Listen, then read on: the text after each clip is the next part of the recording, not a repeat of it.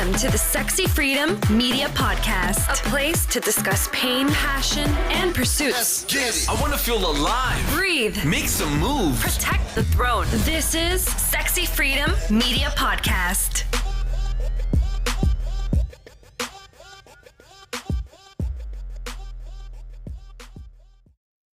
Welcome to the Sexy Freedom Media Podcast. It's your host, Helen Edwards, and January Liddell. Aloha. Today we're going to talk about style struggles, our personal beauty and fashion fumbles. And one of the reasons why we're going to discuss this is because it's a fun subject. We've never discussed beauty and fashion. We're not expertise in this area, but I thought it would be very relational to other women out there who also struggle with beauty and fashion. I think a lot of people talk about the expertise field in these subjects, but what about the ones who are struggling, who are just scrambling, who are trying to figure it out? And as you're trying to figure it out, you're still aging. It's like, where are all my peoples at who feel the way I feel? Are you excited, January? You know, it's so funny. As we talk about beauty and fashion, here I am putting on my earring because I felt it was important to wear earrings today. And I just love wearing earrings. Yes, we have our beauty fumbles and our struggles with fashion. I know I will go in front of sometimes I'll go in front of my closet and I'll say, I have nothing to wear. I have nothing to wear. And yet I have a ton of clothing. And I will say, I have nothing to wear. I find it so fascinating.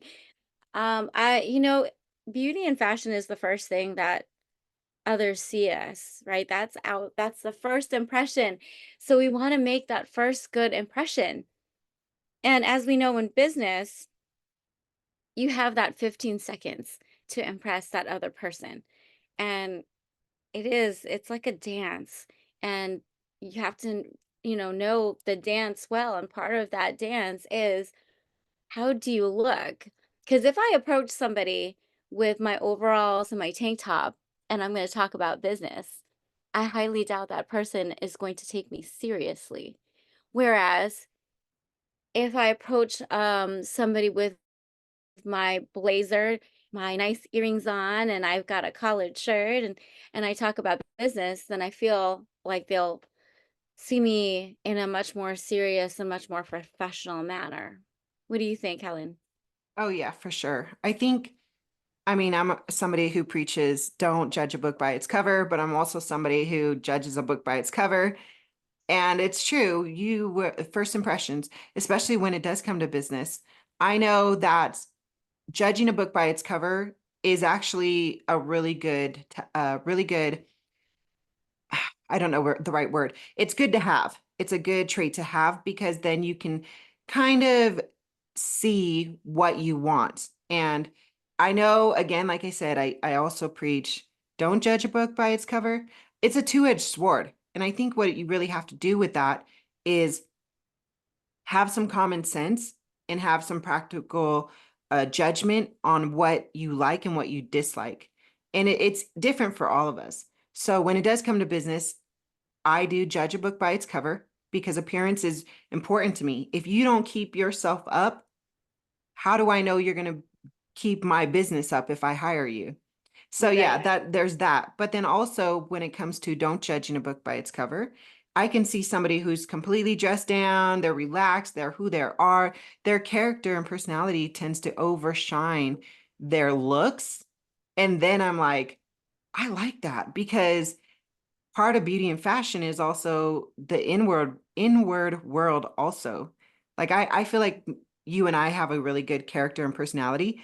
And sometimes that just like blows our looks out of the water. We can look like shit. We can have a shitty feeling day, but our personality is just so fun and vibrant. It makes us glow. So that's another part of beauty and fashion. We're wearing the glow. Yeah, and I think there's a saying that comes to mind, and it's about how it's not about the dress, it's not about the outfit, but it's about like how you shine despite of the outfit. So it could be, and like I said, I love my overalls. Okay, I speak about my overalls all the time because I love it. It makes me feel comfortable. and I'll have like a crop top or like my tank top, and that for me is like my inner child coming out, and I just love my inner child coming out. But we did do this exercise, and I wanted to share this because we were talking about like prejudgment. We did this exercise at one conference I went to, and the speaker asked like for volunteers to come up on stage. So they all came up on stage, and then we had 10 seconds to judge that person. And I'm like, "Oh." And so and it's a natural type of phenomena that happens. I don't think we do it consciously, but we do it subconsciously. When we see that person, we automatically have this preconceived notion of that person. So the whole idea of beauty and fashion, especially if you're trying to market or brand yourself, right? If you're in terms of business, right? In terms of business, if you're trying to do a certain thing, I mean, I just went to a meeting yesterday about Alignable and how my profile looks, and what I need to do for my profile. So if we're talking about profile, it's the same as like, what are you wearing and what's your fashion and how are you grooming yourself? And I like what Helen was saying. She said, if you're not keeping up with your appearance and taking care of yourself, then how does one know that they're going to take care of their business aspect? Which is, I agree with that. And on the other side, I also agree with letting that inner child shine, and I think there's a time and a place for it. But let's talk about our struggle. So what is your struggle, Helen? Like, what's your struggle when it comes to fashion and beauty? Okay, so this is my struggle is actually the external world. My inward world, I feel like I'm empowered, I'm confident, I'm inspirational sometimes. Like I got the glow and the sparkle inside, but outside, I have struggled since high school. That's when I really started getting into makeup. And I'll never forget, this is actually a fun story. My sister Melissa, my oldest sister, she always wore bright red lipstick. And to me, that was like, oh my God, she's so badass. I wanted to be just like her just because of her red lipstick. I mean, it was bright. I always, from that point, have always saw my sister as very powerful, very inspirational, very goddess-like. Like I wanted to be like her. And that became the foundation for what I saw beauty as. Bright red lipstick meant beauty and power. And, since that point, when I wear red lipstick, I don't wear it all the time. I only put it on when I want to transform everything about me into this powerful, beautiful woman. So yeah, so that's when it started for me. But that's it. That's like as far as it went. I never understood cover up. I didn't know how to match the colors up. So I stopped wearing, well, I tried it once and it just wasn't for me. So I can say probably I can count on two hands now the amount of times that I have worn cover up on my face or allowed somebody else to put it on my face.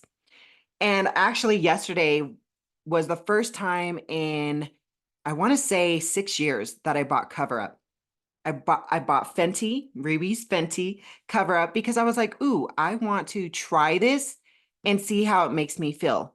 And I acted on it. Oh, how funny. Yeah. So January is holding up some makeup. Is that Fenty?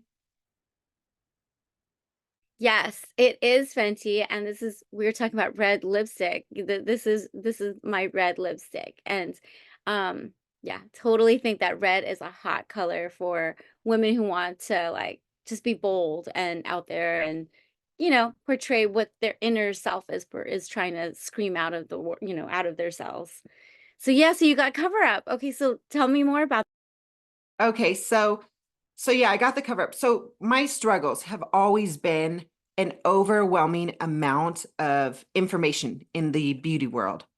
And it's actually the same for beauty for me is aligned with working out. It's the same for all of the products to get fit, get healthy, get good muscles. So it's just an overwhelming amount of information, an overwhelming amount of products in these industries, in the physical fitness industry and also in the health and fashion industries. So because of the overwhelmingness, I shut it down. It was just too much. It was overload. And every now and then I'll go to meetings with other women, with other business women, and there's always somebody in there who's selling their product. And it's usually some type of MLM. I don't care. I don't have a feeling about whether I hate it or love it. It's just that's what it is. But then again, I'm like, ooh, should I try that? Is it overpriced?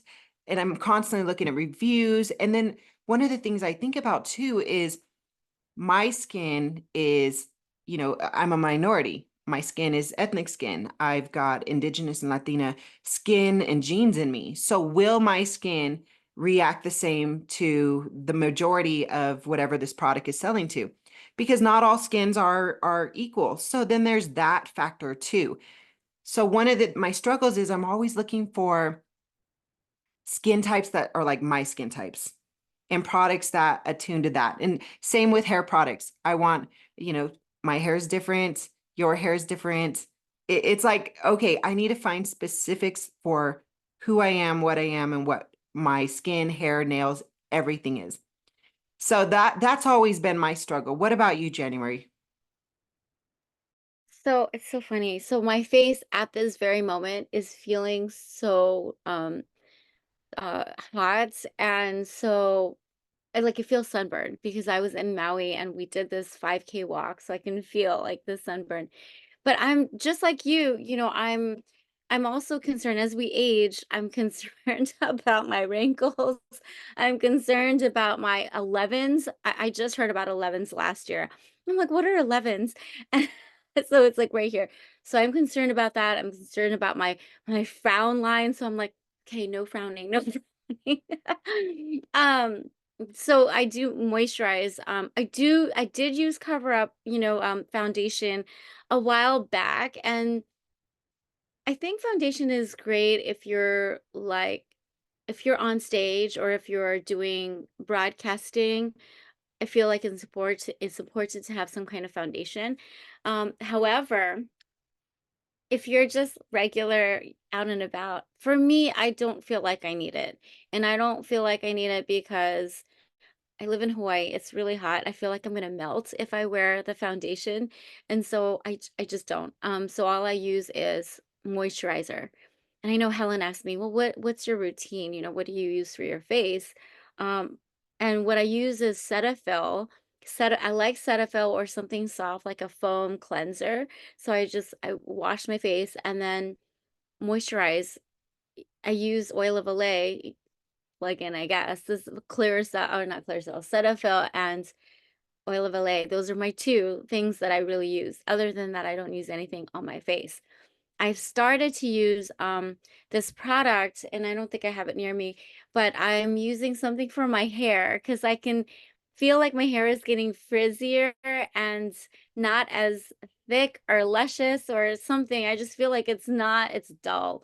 Like, oh, let me do something different. So I've been trying this 10 milligram or 10 mcg microgram, I guess, of a tablet that I use, and I feel like it's been helping my hair be shinier. And that was the one thing that I wanted, was for my hair to be shinier and thicker. So I'm using that product. So yeah, so for me, the Cover Up, I have tried it a little bit. I think it's important for certain areas of life, but I just like you, Helen, I just moisturize and that's it. But you're right, it is so overwhelming because there's so many. I've tried Beauty Counter, that was great. That's also an MLM, and I loved it. I still have some products. I'm trying to use it all up, and that's pretty much my ammo for now is if I have the products, then I'm going to finish it up and then start something new. What I've been doing in the past is, oh, this is great, and this is great, and this is great. And now I have a whole plethora of products underneath my sink. So, and anytime that somebody asks me, well, would you like to buy something, that's beauty related? I always say, let me finish what I have and then I'll come back to you. But yes, it can be overwhelming. Agreed. What do you think can be helpful, especially for women in their 30s and 40s and 50s and 60s and beyond? Like, what do you think could be helpful in a way to make the overwhelmingness kind of dissipate, go away? Yeah, so I would say just try one thing first. If that one thing doesn't work, then donate that to somebody else and then try something else. Now, if you find something that works, so for me, oil of Olay works perfectly fine. And it's a moisturizer and a sunscreen. And it's worked for my grandmother, and she lives until she was 91. So if it worked for her and it worked, she had beautiful skin, by the way. My mom has absolutely amazing skin, and she uses oil of Olay. So for me and my generations, oil of Olay has been our go-to. And so, the whole thing, if it ain't broke, don't fix, right? And so for me, I'm just going to stick to what I know. And so that keeps me from deviating from other things. I did deviate, and when I deviated, I was like, oh yeah, this is nice, this is nice. But at the end of the day, I always went back to oil of Olay, moisturize. So I think for me, drinking water and moisturizing really helps like my skin in terms of, this part. And makeup. Okay, so let's talk about makeup because my husband always tells me you don't need makeup. My husband says, I love you better without makeup.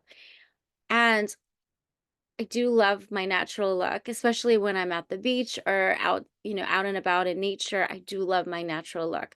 But there are moments like this where I feel better when I have my makeup on. I don't feel like I just woke up.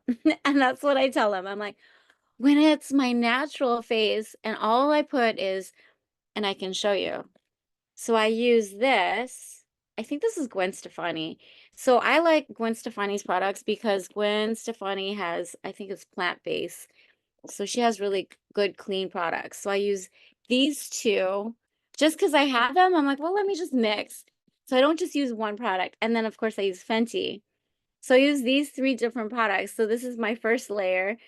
This is my second. And this is my third as my lip gloss. So that's my lips. And then I use this and that's it. So just something on my lips and eyeliner, and that is it. And I feel better. I feel more awake. Yeah, I didn't even know Gwen Stefani had a line. What's interesting, again, going back to the overwhelming of all the different products out there, what I wished, I guess my what it would help me clear up all the confusion in my head is if there were people out there who loved, a certain amount of products, maybe like 5 products, and they would do these passion parties, kind of like I know, what is it, Pure Romance, that do these private parties in people's houses. And I know some estheticians and I know some makeup artists do this as well, but I don't think there's a big amount out there, because if there was, I would have already had a few, and I don't see them often. Mary Kay does it, but it's just Mary Kay. What I'm saying is somebody who loves 5 different options, right? They're not just doing it for this one product, which I get it. You're specialized in that one product. But let's just say somebody who absolutely loves makeup, who knows the knowledge behind the products that are in, or I'm sorry, the ingredients that are in the products, which is really important. As we're aging, especially, and as time goes on, we're learning that we like more clean products that don't have something in it that's going to cause cancer, something that is, animal cruelty free, things like that. Like, where are those products at? And when I was going through Ulta yesterday, I think I was in there for like an hour, and I'm walking around and I'm just thinking to myself, I am so confused. And everybody who worked there were really nice. They were really young, but I just kept thinking, I wish there was a few people in here, kind of like Mac. Mac has those type of people who go up to you and they say, I know everything about a lot of the products in here, not all the products, but a lot of the products. What are you looking for? Let me help you. Let's try things on. So I felt like that was really missing from Ulta. Maybe they have that in other Ultas in other states, but here in Casper, Wyoming, it was definitely missing. And also maybe have an assortment of the customer service reps So there's a lot of young people, but what about the women who are over 30 and 40 and 50? We have a different type of skin. Like you're talking about wrinkles. I was like, how do I help myself with wrinkles? I don't know where to start. I can't go off a commercial because I know that's all paid. And half of those actors doing the commercials don't even use those products. They're just endorsements, like I want to know what I can use that's animal free or what is it, animal cruelty free, Cruelty-free. maybe vegan, not sure 100% if I'm on board with everything vegan, but something that actually has benefits for the skin, something that there's reviews for, like I said, women like me who have used it long term, not like, oh, it worked in 2 weeks. I want like, what's the long term of using this? You're investing all this money, you're using it constantly. Do you understand? Like, I'm just like frustrated. I am people out there, if you are in this industry, take what I'm saying and know that there are women out there who are frustrated, who are feeling disempowered because there's just an overwhelming amount. What people like me need is we need smaller amounts of information, but impactful amounts of information that can help us. That is something that is definitely needed, but I can see the challenge in that because there are so many products out there. And so I did go to a Sephora. So I went to Sephora because I was looking for this one particular lip gloss because for me, I want my lipstick or my lip, to stay the way that it is throughout the whole entire day and not get smeared, right? And so my sister told me that there's this one thing that she uses, and I couldn't remember for the life of me. And she was in meeting, so I'm like, what is it? So I did talk to somebody about it, and this particular person didn't know. Yeah, he didn't know where to go. He's like, "What about this? What about that?" I'm like, "I don't think that was it. I remember it was this color." Anyway, I ended up finding it myself. So, as in all things, right? These are all human beings, and they're all fallible, they don't know everything, right? But I do like the idea of having somebody my age, our age, to be at Sephora, to be at Ulta, to share with us their knowledge about, wrinkle, what kind of creams or what is that something that we can put on our faces to eliminate these wrinkles or to stop them from growing even more. So yes, that would be nice. I think that's such a great idea. I think for me, what my struggle is my body, and my body is I'm not 20 anymore, so I can't my body can't metabolize things as quick as it can. Gretchen and I, Dr. Gretchen Guevara and I were talking about this yesterday, and we're saying how, when we were younger, we would eat and it would just disappear. But now as we get older, it just stays. And we still love eating. That hasn't changed, but our body has changed. So my body image is not the same as when I was in my 20s, and I'm learning to accept it. But when I go into my closet, I'm like, what do I wear? So that's another topic, right? Is our fashion, and what do we wear that makes us feel comfortable, that makes us feel beautiful and slim, so that's my struggle. And I love a fashion designer, a fashion nista. I'm not sure what's it called, fashionista, to help me and say, hey, these are the outfits, these are the clothes that you should be wearing to slim you down a little bit. I know I can go to Pinterest, but I would love to have somebody face to face and have, ask them questions about it, and have them guide me. Hey, we're at Ross. Okay, we're at Ross. Then what clothes can I wear at Ross that will make me feel amazing, and slim? Oh, I love that you mentioned that. Same thing, like I mentioned with Ulta, like having those experts there. And I feel like maybe in the future, these big companies will start changing and advance more with bringing in professionals who can help all of the customers in there because everybody's turning more towards shopping online and big companies are starting to go down. So if you're listening, big companies out there, a way to bring it back up is to bring in something else that's going to help your customers at a different angle. And I think that would be like what you just said, bringing in the experts. And I feel the same way. I love ordering online. And I remember there was a time when I was like, oh my gosh, people order online? Like, no way. I will never get to that point. And now I'm at that point.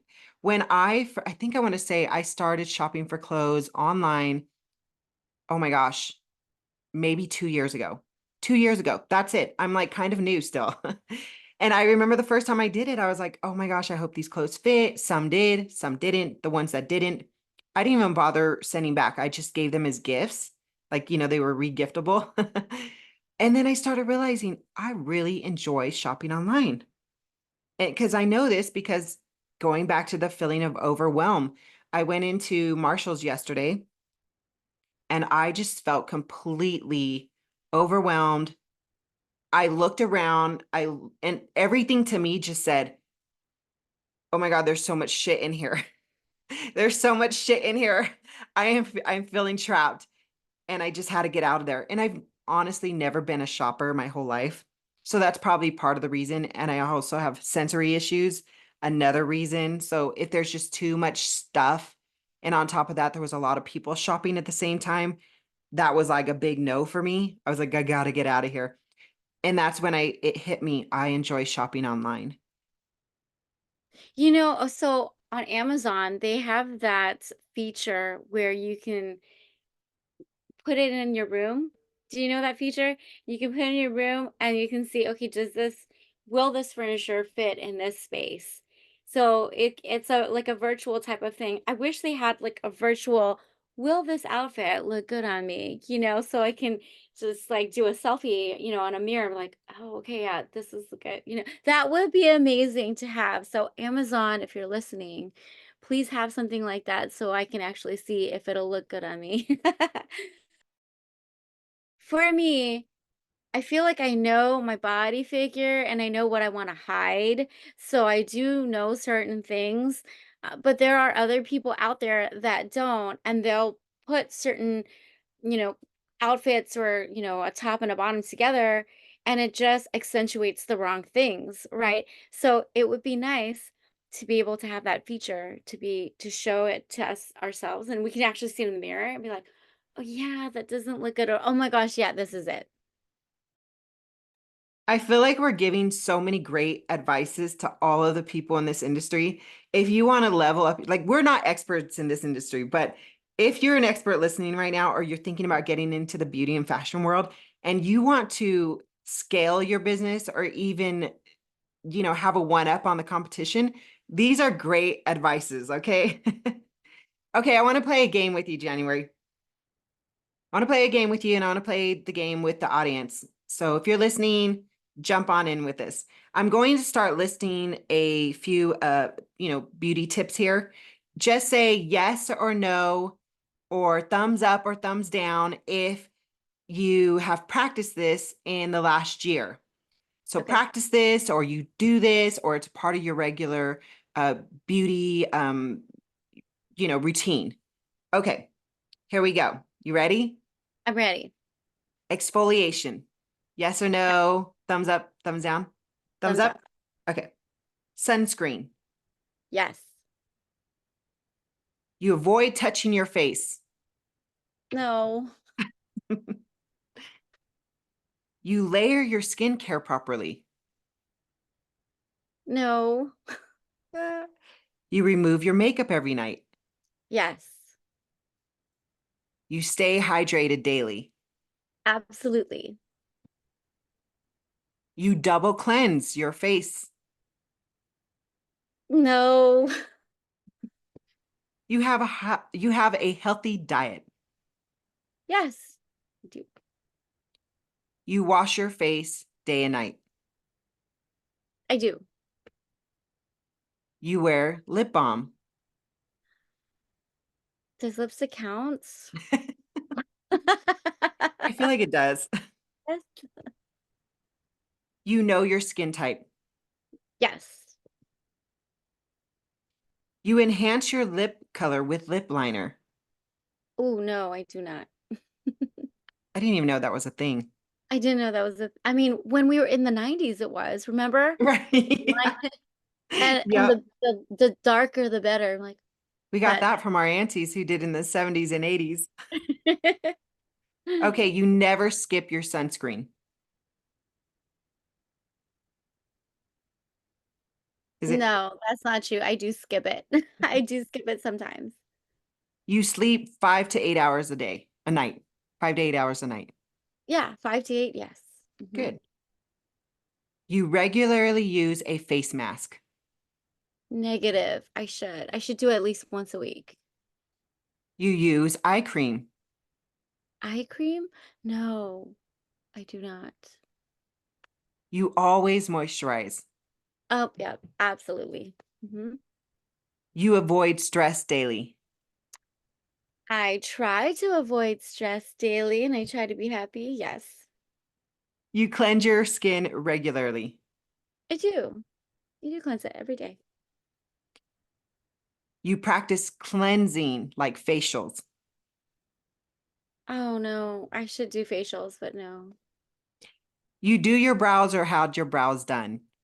Girl, yes. You drink all the right kinds of liquids. I mean, soda every now and then. Does soda count? Oh my That's not God. the right liquid. I drink my water for sure. You do a gentle body scrub. I mean, I lather up with soap. I don't know. Does that count? Okay, last one. You give your lashes a boost in some kind of way. Yes, when I'm not feeling lazy, then yes, I will add my mascara to it. That was pretty fun, right? That was It good. makes you think, whoa, there is a lot to the beauty things we do. Maybe Right. not daily, but like weekly, sometimes monthly, yearly. I mean, that's a lot for women to do. It's a lot, and men don't think about this, right? It's just the women. It's so funny how we all have the same, well, sorry, we don't have the same skin type, but we all have skin. And I find it fascinating that men don't have to put on makeup like we do to feel like they're, strong and, powerful. But for us women, it's important for us to have some kind of makeup and some kind of, facial routine and all that. And the men just don't. They just wake up, oh, natural, and like, I'm good. Like, why can't we do that? Why can't we be like, I'm good? Just like, however. Why do you think it's necessary for us to do all of these things that men don't have to do? I mean, I'm not a historian, but sometimes I like to read the history of the history of men and women and the attraction to each other. Just like, have you heard the peacocks, how the men have the feathers that come up? So, and the birds have some kind of dance they do. Well, it's the same. There's always an attraction dance throughout history. And I think for men and women, it started with women, like what's the attraction that women can give off to get their mate. It's all a mating dance if you really think about it. But because this day and age and how much we've evolved, beauty and fashion have become statements. They've become statements and they've become titles. They've become the witness to who we are in our life in this moment. So, like you were talking about in your 20s, you did things differently as to where now you do things differently. And that's kind of like where I'm at. Oh my gosh, I wrote a whole book, Nothing Sexier Than Freedom, about how empowering it was to wear black long heel. Oh gosh, I'm gonna butcher this. And I used to talk about this all the time. Your black boots all the way up to your knees or past your knees. And I always thought that was a symbol of feeling sexy. And that was so big and empowering to me back, in my 20s and early 30s. But after I hit 35, my feet hurt. My feet hurt wearing those boots because I was specifically talking about the heels, right? And so now I have an amount of heels and I put on my heels and I wear them around the house because I want to feel sexy to me. That's just That's my definition for myself. It could be different for everybody out there, but my sense of fashion is now in my 40s is doing things that make me feel good, whether I'm in the house or outside of the house. What about you, January? Agreed. You just cracked me up when you said, yeah, I don't wear those heels because my feet hurt. That is totally how I feel. I used to love wearing the same type of boots and, like really heels, and I cannot anymore. I think now it's all about comfort and coziness, and of course I'm in business, so business attire is important to me, and um yeah, so for me, fashion and beauty has evolved for me. And when you mentioned that it's an attraction thing, I'm like, well, I'm not trying to attract the others, the another person. It's just, I just don't like feeling, I just don't like looking like I just woke up from bed, out of bed. I'm like, oh, okay, I'm gonna start my day. So I feel like when I put on my makeup and I put on my clothes, it's like my uniform. It's my uniform. Like when I get up, I'm like, this is my uniform. This is who I want to be today. And being that I'm also a published author and I have a book called Alina the Super Saver, and I wish I had it in my hand, but my daughter brought it with her. She always brings our book. I'll say our book because Alina is her middle name. So she always brings her book with her everywhere she goes, in any case. So because I'm a published author, because I'm in the finance industry, I feel when I step out the door, I'm on stage. And okay, fun fact, I used to work for Aulani, the Disney resort, and I was a photographer at Aulani. And so I learned that there's on stage and off stage. And when you're on stage, you have this different persona because you are servicing guests, you are customer service, and you want to portray, like this positive, happy, professional vibe, and it's the same when I walk out the door. I'm not at Disney anymore, although I love Disney. But once I step out, I'm on stage. And when I'm on stage, I always think like, okay, am I gonna run into people, in town whenever I'm going, and I'm gonna run into them? I'm pretty sure they're gonna take a picture of me. So then when I think of that, I'm like, okay, if they're gonna take a picture of me, that's a forever picture, and it's gonna be on Facebook, and they're gonna tag me. So I better look nice because they're gonna tag me in it. So I think about that. Okay, here's another fun fact. I had gotten into a car accident a long time ago, and I fell asleep, and the ambulance took me, and one of my first thoughts was I wearing good underwear?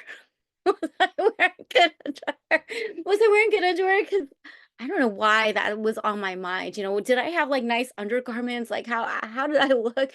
So now this fun fact of mine is every time I go out, I'm like, ooh, I better wear nice underwear just in case I get into another accident, or if that is my last day, I want to make sure I have nice undergarments.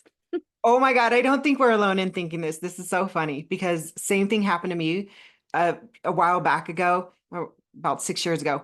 I was laying naked, just with underwears on, and I was eating Doritos, watching a movie, and I got bit by a scorpion in my stomach. And I remember jumping up and I saw the scorpion and I like attacked it because I was like, oh, hell no. And my first thought was, oh my God, if I die and the firemen find me, I'm gonna be naked. Like I don't want that. So then I was like, okay, I need to go to the doctors. I just got bit by a scorpion. I can faint any minute. What am I gonna wear? I did the exact same thing. I thought in my mind, what am I going to wear? Instead of just throw on clothes, what am I going to wear? Oh my gosh, how silly. I think it's crazy the thoughts that come into our head when it comes to fashion and beauty, what just in a regular day, like even today. Well, today I'm like, okay, I need to put something. We are talking about fashion, beauty, and let's just put something on. So I don't really like this dress, to be honest with you, because I feel like it just accentuates the wrong things. But I do like the top. I like the flower part. Like I like that there's pockets, so it's great. And I'm probably just the rest of the day and be like, but it's not my favorite thing to wear. But I'm like, okay, it's fast. It's right there. Just put it on. Speaking of putting it on, I'm so sorry, but I may have to wrap this up. We may have to have a part two because I have to drop my son off to the off to school. Oh no. All right. This is so much fun. I really enjoyed this topic, even though it was our first time talking about it. So we definitely have to do a part 2 to this. So on that note, January's got to go. We will wrap this up. Thank you everybody for listening. And if you enjoyed this podcast, or if you're somebody out there in the fashion and beauty industry, we'd love to hear your review, your feedback, just anything you want to hear in part 2, which will be coming soon. So thanks for listening, everybody. And January, where can they find you? You can find me January Liddell, LIDDELL.com. You can also find me on Facebook, Anchored Financial LLC, and on Instagram, Anchored Financial LLC. I do have another Facebook called Alina the Honeymaker series. That's for my book. It's also Instagram, Alina the Honeymaker series. So those are the 4 places or 5 places you can find me, but you can also Google me, January Liddell, 2 D's, 2 L's. Helen, where can we find you? All right. You can find me, Helen Edwards, on Hell of a Journey with 1 L on TikTok, Instagram, Facebook. You can also find me on Sexy Freedom Media. That's my handle for everything. You can get my book, Nothing Sexier Than Freedom, on Amazon and Audible. And thank you so much, everybody, again, for listening. Texas Review, share this episode, and subscribe. We'll see you next time. Ahia. Aloha. Want to hear more? Visit us at sexyfreedommedia.com.